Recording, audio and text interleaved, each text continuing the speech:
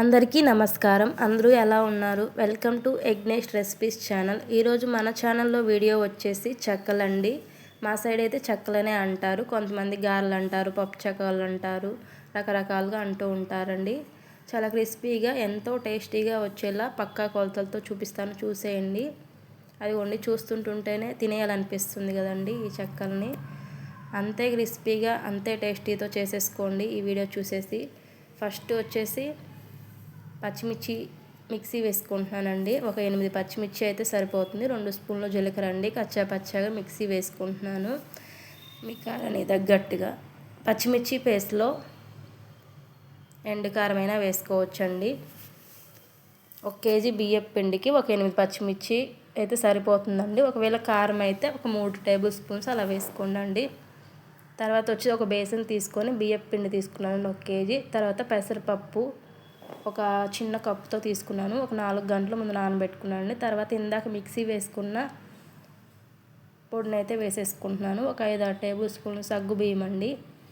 ఒక 10 నిమిషాల ముందు నానబెట్టుకొని వేసేసుకోండి. తర్వాత సాల్ట్ అండి, ఒక 4 స్పూన్లు అయితే సరిపోతుంది. తర్వాత కరివేపాకు అండి.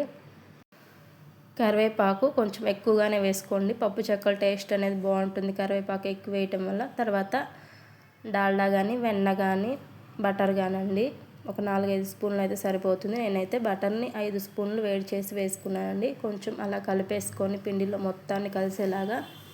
దీంట్లోకి అయితే వేడి నీళ్ళు వేయటం వల్ల, పిండి కలుపుకోవటం వల్ల మనకి చెక్కలు అనేది క్రిస్పీగా బాగుంటాయండి. వేడి నీళ్ళతోటి కలుపుకుంటున్నానండి. మేము కొంచెం కొంచెం పోసుకుంటూ పిండిని కలుపుకోండి, జోరవకుండా ఉంటుంది. కొంచెం చపాతీ ముద్దలాగా కలుపుకోవాలండి. చాలా బాగుంటాయి ఈ చెక్కలు అనేది.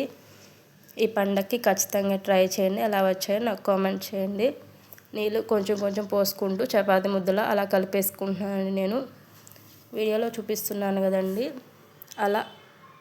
అలా మొత్తం పిండిని ముద్దలాగా చేసేసుకొని ఒక తడి క్లాత్ అనేది పైన కప్పుకున్నానండి. ఒక అరగంట, మినిమం 1 గంట అయితే సరిపోతుందండి. రెస్ట్ ఇవ్వాలి పిండిని, అప్పుడు క్రిస్పీగా టేస్టీగా ఉంటాయి. నేనైతే ఒక అరగంట పెట్టుకున్నాను. టైం ఉంటే 1 గంట అయినా సరిపోతుంది.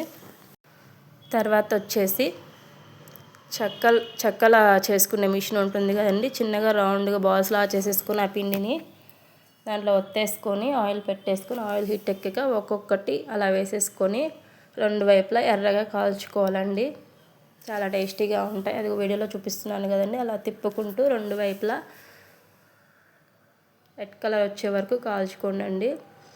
కొంచెం అలా ఏంటంటే మనకు చూడటానికేమో అక్కడ ఎర్రగా అయిపోయినట్టుంది, మళ్ళీ తీసేసిన తర్వాత కొంచెం మరీ కాలినట్టు అనిపిస్తాయి. వీడియోలో చూపిస్తున్నారు కదా, ఆ విధంగా తీసేసుకోండి.